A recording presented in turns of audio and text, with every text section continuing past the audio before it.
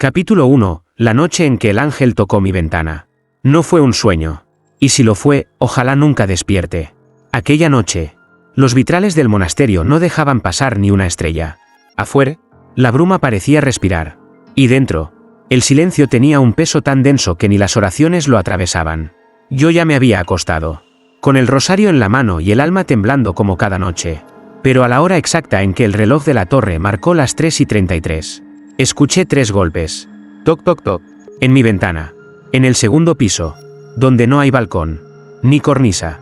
Donde solo vuela el viento. O los condenados. Me levanté. El aire olía a incienso mezclado con algo más, hierro.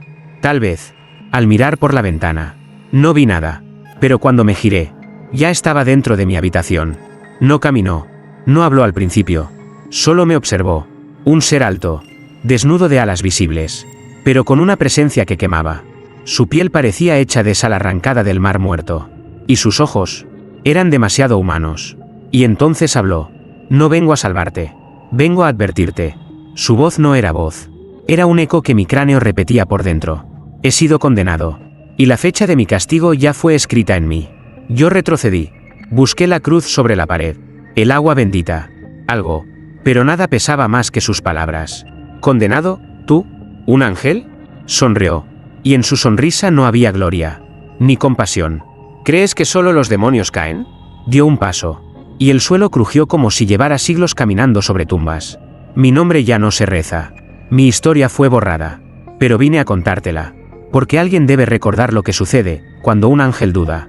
Su piel comenzó a agrietarse. Como si su carne ocultara escrituras antiguas. Y en su hombro izquierdo, bajo una luz invisible, vi la primera cifra. 21 de octubre. Esa es la fecha, dijo. Sin que yo le preguntara. Ese día el cielo bajará, no a bendecir, sino a castigar. Intenté correr. Grité por los pasillos del monasterio. Pero todos dormían. O fingían hacerlo. Volví a mi habitación, temblando. Él ya no estaba. Pero en mi cama, donde yo había estado minutos antes, quedó algo que aún no he tocado. Una pluma negra. Y no era de cuervo. Desde aquella noche, no he vuelto a dormir en paz.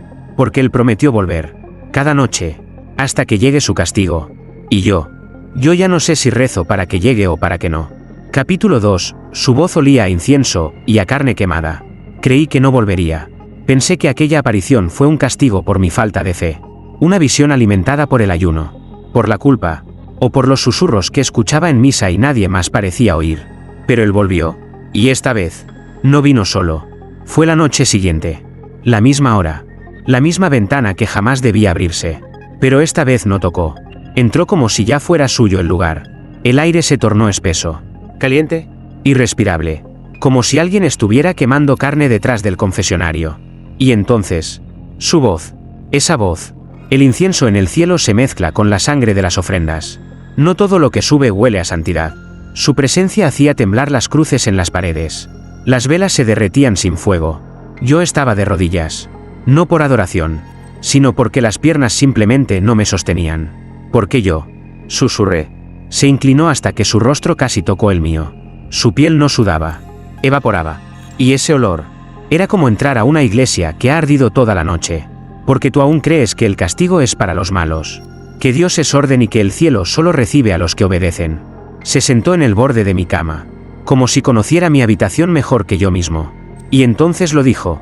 Yo fui enviado a consolar a los hombres, y terminé amándolos demasiado. Toqué sus almas. Me arrodillé por compasión. Y por eso, me llaman traidor. Lo miré. Y por un instante, parecía llorar. Pero lo que caía de sus ojos no era agua. Era algo más espeso. Más oscuro. ¿Y qué es lo que quieres de mí? Su respuesta fue un susurro que aún me persigue cuando duermo. Quiero que escribas mi historia, para que no me olviden. Porque cuando el cielo me castigue, nadie recordará que un ángel puede amar y aún así ser destruido. Se levantó y caminó hacia la puerta. Pero antes de desaparecer, giró lentamente y me miró con ojos que parecían gritar siglos de dolor. Mañana, te contaré sobre el primer grito que escuché, el que ni Dios quiso oír. Prepárate. Porque no fue humano. La puerta se cerró sola. Y el silencio que quedó fue peor que su voz. Desde entonces, no solo temo sus visitas. Las espero. Porque en lo más profundo de mí, una parte quiere saberlo todo. Aunque me cueste el alma. O algo peor. Capítulo 3. lo que el cielo hace con los ángeles que dudan. Esa noche, cuando volvió, el aire no era el mismo. No lo vi entrar. No escuché pasos. Solo desperté, y ya estaba sentado en el altar pequeño que tenía en mi habitación. Donde antes había un crucifijo. Ahora descansaban sus alas dobladas, negras como ceniza sagrada. ¿Alguna vez te has preguntado qué ocurre con un ángel que duda? Me dijo. ¿Qué hace el cielo con alguien que mira hacia abajo y siente compasión? No respondí, porque el silencio era mi única defensa ante el fuego que traía consigo. No nos torturan, no nos destierran, no nos matan, nos exponen. Se levantó, cada movimiento suyo parecía pesar toneladas de historia olvidada, y con cada palabra, la habitación se llenaba de calor, como si su voz quemara la memoria misma del aire. La primera vez que dudé, fue al ver llorar a un niño en una iglesia vacía. Me acerqué, y sin orden alguna, le toqué la frente, y lo consolé. Ese niño dejó de llorar, pero el cielo comenzó a gritar. Gritar, asintió, no con palabras, sino con símbolos, con silencios, con castigos. Abrió su pecho, y lo vi. En su piel no había sangre, había escrituras, símbolos que cambiaban, que se retorcían como si estuvieran vivos. Uno de ellos era mi nombre, escrito en un idioma que nunca estudié, pero que entendí. ¿Por qué está mi nombre ahí? Porque elegí hablarte. Y ahora, tu destino está entrelazado con el mío. Mis manos comenzaron a temblar. Sentí como la fe dentro de mí se agrietaba. No por falta de Dios, sino por exceso de preguntas. Él se acercó y susurró. Cuando un ángel duda, no se le da otra oportunidad. Se le muestra. Se le deja ver el dolor de todos los que no fue capaz de salvar. ¿Y tú, cuántos viste? Sus ojos se apagaron. Todos. Entonces, el suelo tembló.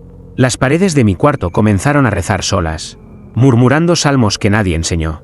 Ya llega la fecha, dijo él. Y cuando llegue, no seré yo quien sufra más. ¿Quién entonces? No contestó. Solo me miró con tristeza y desapareció. Pero no del todo. Quedó una marca en la madera de mi mesa, una huella de fuego en forma de cruz invertida. Desde esa noche, no solo tengo miedo de él, sino del Dios que lo creó. Capítulo 4, el tercer sello, no abrirás lo que viste en sueños. Desde aquella noche, ya no duermo solo. Y no hablo del ángel. Hablo de lo que me observa desde dentro de mis propios sueños. El primer sueño llegó 3 noches después de su última visita. Yo estaba en un campo sin nombre, rodeado de miles de cruces torcidas. Algunas lloraban, otras tenían ojos abiertos, como si esperaran que alguien las recordara. Y en medio del campo, el ángel, pero sin alas, sin rostro, solo una figura hecha de luz hirviendo, con una corona de espinas al revés, que me señalaba con un dedo que no temblaba. Ya abriste 2 sellos, me dijo, el tercero está en ti, y si lo rompes, ya no despertarás siendo el mismo. Me desperté gritando, con las manos ensangrentadas por haberme rascado el pecho mientras dormía. Y ahí lo vi, una marca, 3 líneas paralelas grabadas en carne viva, justo donde él había tocado la última vez. ¿Era castigo? ¿Advertencia? ¿Elección? El día siguiente, todo cambió. En misa, cuando el padre comenzó la consagración, la hostia se partió sola antes de que la tocara. Un cuervo se estrelló contra el vitral del altar, y el agua bendita de la pila se evaporó al contacto con mis dedos. Los otros seminaristas empezaron a mirarme con desconfianza. Uno incluso susurró que me vio hablar solo en el cementerio. Pero yo no lo recordaba. Esa noche, el ángel no vino. Pero soñé. Y esta vez, era yo el que caía del cielo. Mientras caía, miles de voces me gritaban: «¡No lo abras! ¡No lo abras!». Y cuando toqué el suelo, el tercer sello se rompió. No con un sonido, con una visión. Vi una habitación que jamás había pisado. Una puerta sin pomo. Una Biblia que sangraba letras. Y una frase escrita en el techo: «Lo que ves en sueños, no lo confieses despierto». Desperté entre gritos. Esta vez, no míos. El seminarista de la celda contigua se había lanzado por la ventana. Sus últimas palabras, según el Padre Superior, fueron: «Él también me habló, pero me pidió silencio». Yo no dije nada, porque ya lo entendía. El tercer sello no era una marca, era un límite, y yo lo había cruzado. Ahora los sueños no son sueños, son advertencias, son memorias de algo que todavía no ha pasado. Y lo más aterrador de todo es que, al despertar, una pluma más apareció sobre mi almohada. Esta vez, blanca. Capítulo 5, los santos que giraron sus rostros en los cuadros. La primera vez que un santo me volteó la cara fue durante la oración de la tarde. Estaba arrodillado, con los ojos fijos en el cuadro de Santa Lucía, la patrona de los ciegos. Siempre me daba paz mirar sus ojos, aunque en el óleo los llevara en una bandeja. Pero esa tarde, ya no estaban ahí. El cuadro estaba distinto. No por el marco, ni por la luz. Santa Lucía me estaba mirando directamente. Y sus ojos estaban llenos de ira. Me levanté, tropezando, casi cayendo sobre el altar. El padre Abel vino a reprenderme. Pero antes de hablar, también miró el cuadro. Y palideció. ¿Tú también lo ves?, le pregunté. Pero él negó con la cabeza. Haz penitencia. Hijo, estás dejando que el miedo te convierta en hereje. No insistí. ¿Cómo decirle que no era el único? En los días siguientes, varios seminaristas dejaron de rezar en la capilla grande. Uno decía que San Sebastián lloraba sangre. Otro, que San Miguel había bajado la espada. Pero nadie lo decía en voz alta, como si nombrarlo fuera invocar algo peor. Yo lo sabía. Todo eso era por él. El ángel. No lo había visto en 2 noches. Pero su presencia seguía respirando detrás de las paredes, como si su condena ya estuviera escupiendo sombra sobre los iconos. Una madrugada, me atreví a ir solo al claustro. Llevaba una vela encendida y la Biblia envuelta en un manto. Pensaba rezar, pedir ayuda, pero apenas di el primer paso bajo el pasillo de los santos colgados. Lo escuché. ¿Crees que ellos no saben? ¿Crees que los santos no sienten el miedo cuando se acerca la justicia del cielo? Era él, emergiendo de las sombras como si no fuera materia, sino culpa hecha carne. ¿Qué está pasando con las imágenes?, le pregunté, conteniendo el temblor en la voz. Él extendió una mano hacia el retrato de San Francisco. Míralo. Él entregó su carne, pero nunca su alma. Por eso, cuando se aproxima la verdad, ellos giran el rostro. No por horror, por vergüenza. ¿Vergüenza de qué? El ángel sonrió, y sus dientes no eran humanos. Vergüenza de saber que incluso los santos pueden ser testigos del juicio, y no hacer nada. Dio un paso más, y al hacerlo, todos los cuadros del pasillo giraron sus rostros al mismo tiempo. No con violencia, con resignación. Yo retrocedí, corrí, y al volver a mi celda, vi que mi crucifijo estaba de cabeza. Nadie más tenía llave, solo yo. Y lo peor no fue eso. Lo peor fue que el rostro de Cristo también estaba mirando hacia otro lado. Capítulo 6. La fecha está escrita en mi carne. Ya no me reconozco frente al espejo. Mis ojos no tienen el mismo brillo. Mis manos tiemblan incluso cuando están en oración. Y en mi pecho, algo comenzó a escribirse sin mi permiso. Todo empezó con una sensación de ardor bajo la piel, justo sobre el corazón, como si una brasa se apagara lentamente dentro de mí. No lo conté a nadie. ¿Cómo explicar que, sin tocarme, sentía que me marcaban? Esa noche, decidí enfrentar al ángel. Lo llamé, no con palabras, sino con silencio. Me senté en el centro de la capilla vieja, descalzo, rodeado por cirios apagados, y esperé. No tardó. El aire se volvió pesado, casi líquido, y allí estaba, de pie frente al altar, desnudo de gloria pero lleno de destino. ¿Estás listo para ver la herida que también es promesa?, me dijo. No te la di yo, te la dio el cielo cuando permitiste que mi historia entrara en ti.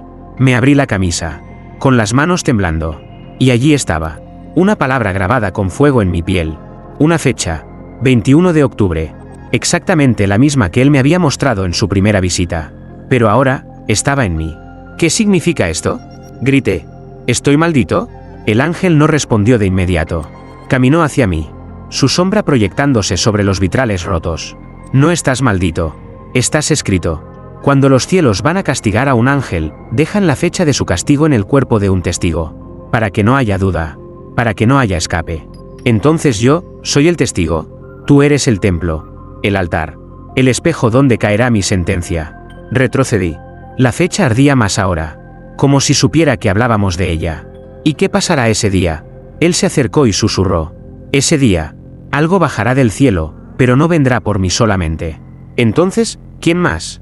No respondió. En su lugar, levantó una mano, y por primera vez, vi su espalda. No tenía alas, tenía cicatrices, 49 marcas profundas, como si lo hubieran azotado con luz. Cada cicatriz es una verdad que revelé antes de tiempo. Y esta será la última. Antes de irse, dejó caer una pluma. No negra, no blanca, roja, como si estuviera hecha con la sangre de lo no dicho. Desde esa noche, la fecha en mi pecho no ha dejado de arder. Y cada día que pasa, el fuego crece. Faltan solo semanas. Y aunque rezo, y me confieso, una parte de mí quiere saber lo que ocurrirá, aunque tenga que arder con él. Capítulo 7. Confesé su secreto, y el altar se quebró. Lo llevaba dentro. Como una llama que no quema pero consume. Como un secreto que no quiere ser revelado, pero exige salir. El nombre del ángel. La fecha marcada en mi carne. Las visitas. Los sueños. Todo eso se estaba pudriendo dentro de mí, mezclándose con las oraciones que ya no tenían fe. Solo miedo. Y entonces lo hice. Hablé. Fue durante la confesión. El padre Mateo, un sacerdote viejo, ciego desde hace 5 años, se sentó como cada viernes al otro lado del reclinatorio. Yo me arrodillé, pero no pedí perdón. Conté. Padre, hay un ángel que me visita. No es un demonio. No viene a tentar. Viene a anunciar su castigo. Y me lo ha tatuado en el pecho. Silencio. Pensé que no había escuchado. Que su sordera era tan profunda como su ceguera. Pero entonces, en voz baja, sus labios pronunciaron algo que me heló la médula. Ya viste su espalda. Me quedé helado. ¿Cómo sabe usted eso? Porque no eres el primero. Y porque yo también fui marcado. Hace muchos años. Pero yo, no lo conté. Tú sí. Y ahora, el altar va a quebrarse. Pensé que hablaba en metáfora.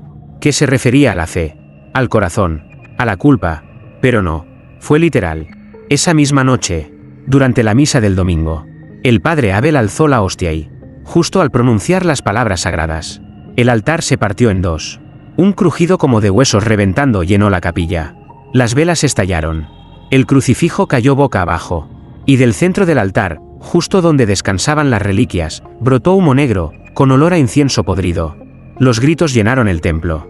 Un seminarista comenzó a convulsionar. Otro vomitó sangre. Y yo solo miraba. Como si ya lo hubiera visto antes. Y es que lo había visto. En sueños. Era la misma escena que el ángel me mostró en la visión del tercer sello. Esa noche, nadie habló. Nadie se atrevió a pronunciar lo ocurrido. Pero todos sabían que algo había cambiado para siempre. Y en mi celda, al quitarme la sotana, noté algo nuevo sobre la marca de mi pecho. Una segunda palabra. Debajo de la fecha. Víctima. No sé si soy la suya. O si él será la mía. Capítulo 8. El demonio que se arrodilló ante el ángel. Hasta ese momento, pensaba que el ángel era el límite. El umbral entre la fe y la herejía. El abismo entre el cielo que creía conocer y el que nunca enseñaron. Pero lo que ocurrió esa noche superó todo. Porque no fue el ángel quien me visitó. Fue algo que el propio infierno había empezado a temer. La celda tembló justo después del rezo de medianoche. Pero no por un terremoto. El suelo se agitó como si algo enorme se arrastrara por debajo de la piedra. Me arrodillé. Por instinto. Por terror. Y entonces, apareció. No tenía forma definida. Una silueta negra. Más oscura que la sombra. Con cuernos retorcidos y alas que parecían hechas de humo caliente. Un demonio. Mi garganta se cerró. Quise gritar. Correr. Morir. Pero no pude hacer nada. Solo mirar. Cuando se arrodilló. Sí. Un demonio se arrodilló. Pero no ante mí. ¿Dónde está él? Preguntó con una voz que no vibraba en el aire, sino en mis huesos. ¿Dónde está el ángel que se atrevió a dudar, y aún así fue amado por Dios más que nosotros? ¿Tú, le temes? El demonio levantó lentamente su rostro desfigurado. Sus ojos no eran rojos. Eran tristes. Como si el fuego eterno también pudiera llorar. No le temo. Lo envidio. Él se quebró por amor, nosotros por orgullo. Y aún así, el cielo lo maldijo con más rabia que a nosotros. Entonces, lo comprendí.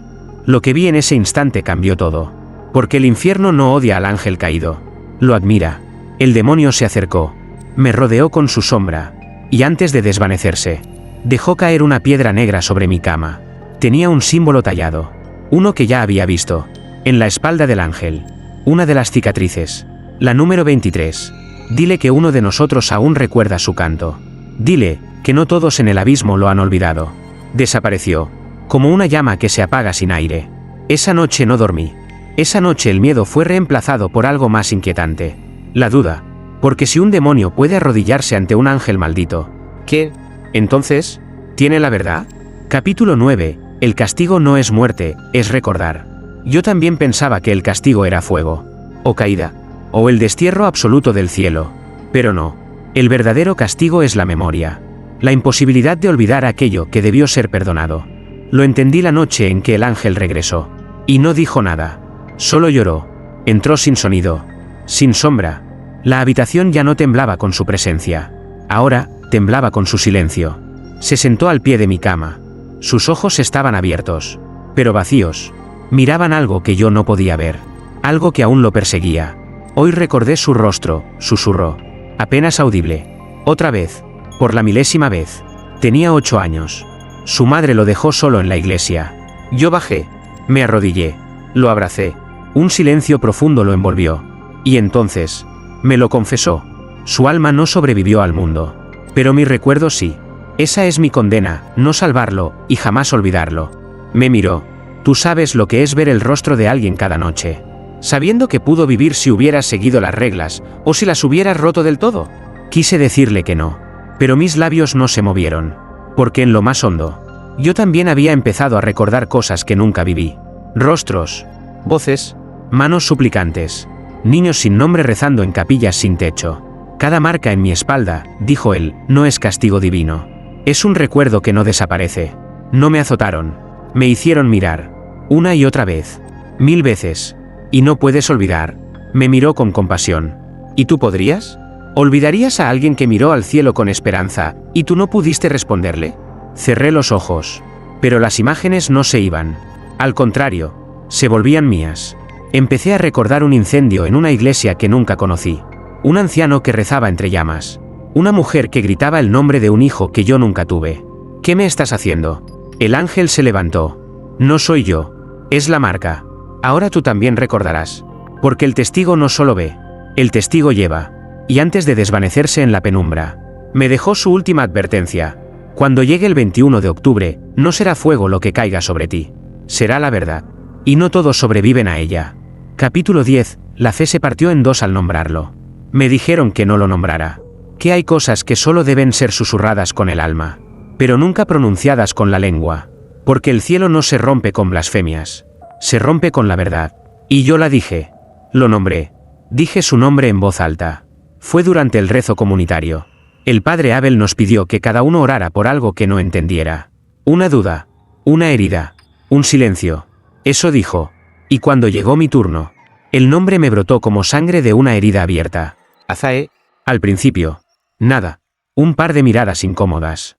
El murmullo de los más jóvenes. Pero entonces, el crucifijo cayó del altar. Como si alguien lo hubiera empujado con furia. Las paredes se estremecieron. Las velas estallaron en humo negro. Y una grieta partió el suelo justo bajo mis pies. ¿Qué dijiste? Gritó el padre Abel. Blanco como el mantel del altar. ¿Qué nombre pronunciaste? Azae. Repetí. El ángel que el cielo condenó, no por odiar, sino por sentir demasiado. Una anciana monja se desmayó. Otro seminarista comenzó a sangrar por la nariz sin razón aparente. Y el órgano del coro sonó solo. Una sola nota. Sostenida. Aguda. Como un grito metálico desde el interior del templo. Me encerraron en mi celda. No como castigo. Como protección. Pero era tarde. El nombre ya había salido. Y la fe de todos se partió. Esa noche, el ángel apareció. Pero no como antes. Brillaba. Una luz dorada y gris al mismo tiempo. Como si la gloria se estuviera descomponiendo frente a mis ojos. Dijiste mi nombre. ¿Sabes lo que eso significa? Lo sé. Le dije. Ya no puedo volver atrás. Sonrió con una tristeza tan honda que parecía infinita. Has roto la línea que divide al testigo del elegido. ¿Elegido? ¿Para qué? Se acercó. Puso su frente contra la mía. Y en ese roce, sentí siglos de silencio. Gritos celestiales. Traiciones y redención frustrada. Elegido para ser el espejo de mi condena. Y cuando llegue el día, no solo yo seré juzgado. ¿Quién más? Pregunté. Él me miró. Y por primera vez, tuvo miedo. Dios. Dios también será juzgado, por todo lo que eligió callar. Desde esa noche, no rezo más. No porque no crea, sino porque sé que cada palabra que diga, será escuchada por alguien que no perdona. Capítulo 11. El ángel que lloraba con fuego. Esa noche no vino. Cayó. Como un meteorito sin ruido. Como una promesa incumplida desde el cielo. Y cuando se levantó entre los restos de ceniza y silencio, no era el mismo. Azael ya no caminaba. Ardía. Su piel estaba agrietada. Como mármol a punto de estallar. Cada paso dejaba cenizas vivas en el suelo. Y de sus ojos, no salía agua. Salía fuego. Lloraba. Y cada lágrima encendía el aire. Yo no hablé. No pude, porque cuando un ángel llora así, todo lo que digas es profanación. Ha comenzado, susurró. Ya sienten mi castigo, incluso antes de que llegue. ¿Quién? Los que creen, los que dudan, los que rezan sin saber a quién. Se acercó a mí y dejó caer una de sus lágrimas sobre el suelo de piedra. El mosaico explotó en una llamarada. Ni el agua del pozo logró apagarla. ¿Por qué ardes?, le pregunté. ¿Por qué sangras fuego? Su voz crujía. Porque los ángeles no sangramos con sangre. Sangramos con lo que fuimos, y ya no somos. ¿Y qué fuiste tú? Levantó los ojos hacia el crucifijo torcido en la pared. Fui canto. Fui misericordia. Fui lo que el cielo ya no quiere recordar. ¿Y ahora? Soy ruina. En ese instante, el viento cambió. Las paredes comenzaron a rezar. Sí, a rezar. Como si la piedra misma supiera que algo sagrado y profano se cruzaba en ese cuarto. ¿Lo ves?, me dijo. Ya no soy visita. Soy señal. ¿Señal de qué? De que incluso el fuego puede llorar, cuando la justicia arde más que el pecado. Entonces, abrió los brazos. Y por primera vez vi lo que nadie, ni el infierno, se había atrevido a mostrar. Su interior. No tenía órganos. Tenía memorias. Miles. En forma de rostros. Momentos. Voces y oraciones jamás respondidas. Era un templo vivo, hecho de culpa. Y mientras lo miraba, comprendí. Tú no ardes porque sí. Ardes por cada vez que no pudiste intervenir. Por cada humano que suplicó. Y no fue escuchado. Él asintió. Ese es el verdadero castigo. No es ser lanzado al abismo. Es seguir viendo. Sin poder hacer nada. Antes de irse, se giró una vez más. Prepárate. Cuando caiga la última lágrima, no seré yo el que desaparezca. ¿Entonces quién? La fe. Y se esfumó, dejando tras de sí solo humo y un susurro eterno. Faltan 10 días. Capítulo 12, la fecha llegó. Y Dios no miró. 21 de octubre. No amaneció. El cielo no se abrió. No cayeron trompetas. Ni truenos. Ni ángeles justicieros. Solo hubo un silencio demasiado perfecto. El tipo de silencio que no precede a nada. Porque ya lo ha consumido todo. Me desperté empapado en sudor. La marca en mi pecho ardía como si fuera una herida recién sellada. La palabra víctima se había borrado. Y en su lugar, una nueva apareció, espejo. La iglesia estaba vacía. Nadie había salido de sus celdas. O tal vez, nadie quedaba. Los relojes se habían detenido. Las velas se negaban a encender. Y en el altar, donde antes se alzaba el Cristo de madera, solo había una pluma. Roja, viva, palpitante. Azael no vino como antes. No caminó. No cayó. No ardió. Simplemente estaba ahí. Sentado en el trono de piedra donde nunca nadie se había atrevido a posar. Desnudo de gloria. Cubierto de cicatrices. Y con los ojos completamente secos. ¿Ya es hoy?, susurré. No, hoy no es el día de mi castigo. Hoy es el día de su silencio. ¿El silencio de quién? Alzó la mirada. Y lo entendí. El de Dios. Esperé que mirara. Que dijera algo. Que me negara el juicio.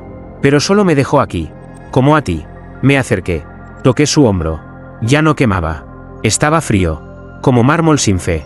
¿Y ahora qué pasará? Ahora tú decides. Si callas, yo arderé solo. Si hablas, la historia se repetirá contigo. En ese momento, las campanas del monasterio sonaron por sí solas.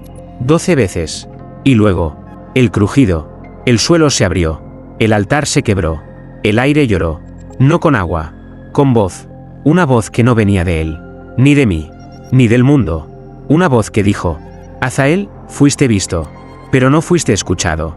Y entonces, él sonrió por última vez. Lo sabía.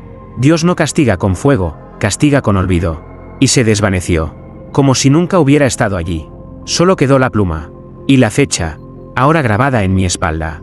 Desde entonces, no he vuelto a hablar.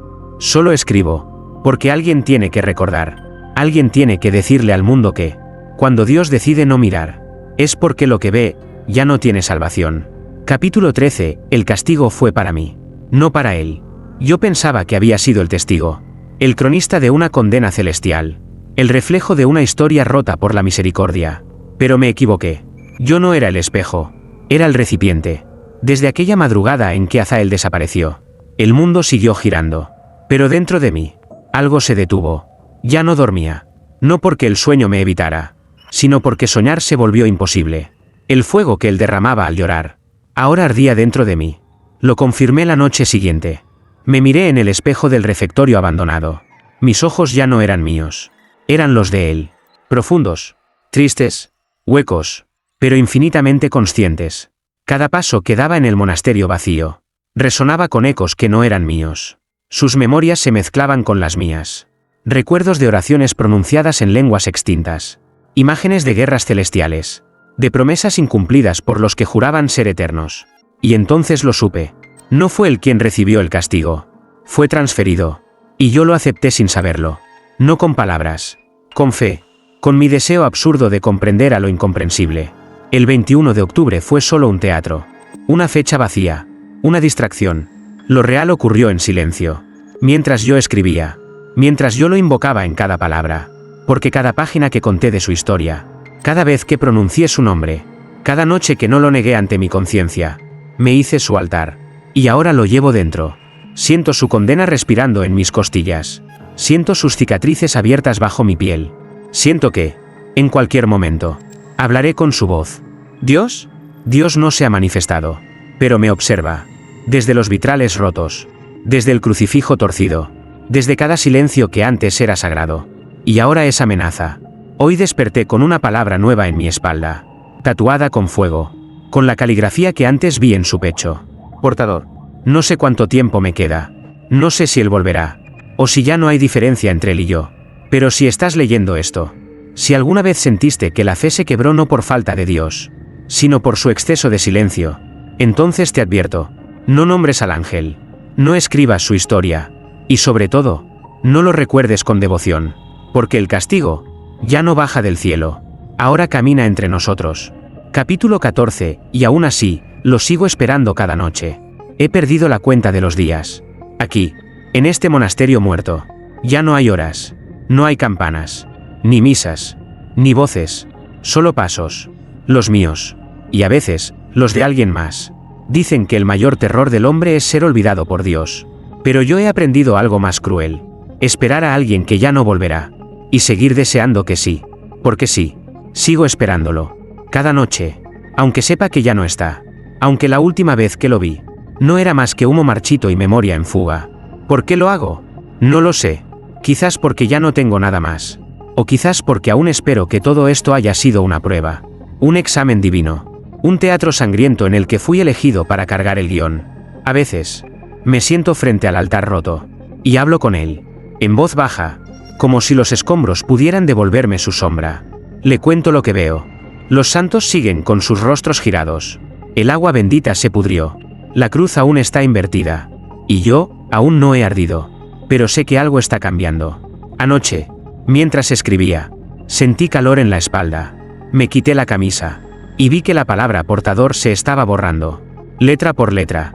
Como si me estuvieran soltando. O como si algo más viniera a ocupar su lugar.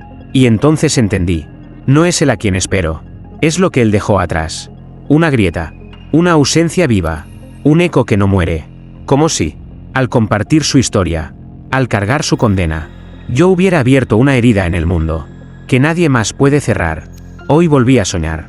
Primera vez en semanas. Pero no fue con él. Soñé conmigo, frente al altar, rodeado de rostros sin ojos, todos rezándome. No a Dios, a mí. Desperté temblando, con una sola frase grabada en el brazo, escrita en ceniza: tú serás el próximo nombre que no se debe pronunciar. Y aún así, a pesar de todo, lo sigo esperando.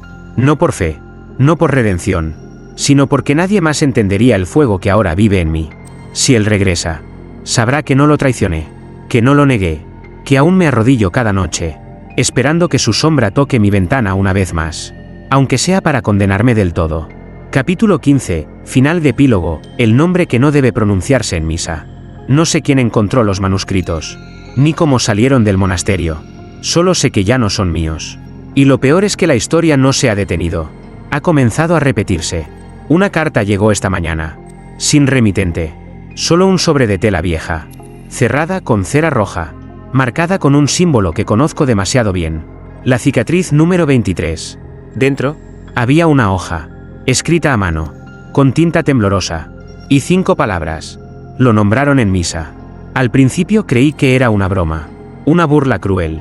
Pero luego vinieron las demás cartas. De conventos. De iglesias. de parroquias rurales, todas con el mismo mensaje. Alguien pronunció su nombre. Y después, comenzaron las señales. Santos que lloraban sal, hostias que sangraban ceniza, evangelios que perdían letras en medio de la lectura, sacerdotes que no recordaban lo que habían dicho. Pero lo más aterrador fue lo que ocurrió en una iglesia de Bolivia. Durante una misa de madrugada, un niño se levantó sin previo aviso, caminó hasta el altar, y con una voz que no era suya, gritó: Azael fue condenado por amar, y tú también lo serás si callas su nombre. Desde entonces, las autoridades eclesiásticas han empezado a prohibir ciertas palabras, a revisar los sermones, a cerrar templos que rezan diferente. Pero es inútil. El nombre ya ha sido pronunciado, y no se puede desdecir lo que una vez fue dicho con verdad. Anoche, frente al altar derrumbado del monasterio, volvió a arder la pluma, la misma pluma roja que pensé extinta. Flotó sobre mí, giró una vez, y descendió lentamente hasta tocar mi frente. Y en ese contacto, lo entendí todo. Yo no fui testigo, no fui portador, fui semilla, una palabra viva, una grieta plantada en la tierra para que, un día, la historia de un ángel olvidado florezca, donde menos lo esperen, en medio de la misa. Así que, si un día estás rezando, y el sacerdote se detiene sin razón, y las velas tiemblan sin viento, y alguien, quizás un niño, quizás un viejo, pronuncia un nombre que no aparece en ninguna Biblia, corre, o escucha, pero no te atrevas a repetirlo, porque ese nombre, el que alguna vez trajo consuelo, y luego condena, ya no es de él, es nuestro, y ahora, el castigo nos pertenece.